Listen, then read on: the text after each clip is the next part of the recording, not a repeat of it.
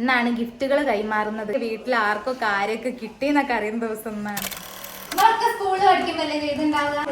സ്കൂളിൽ ചെക്കൻ ബ്രില്യന്റാ, നമ്മളെ കുടുംബത്തിലെ ഏക ബ്രില്യന്റ്.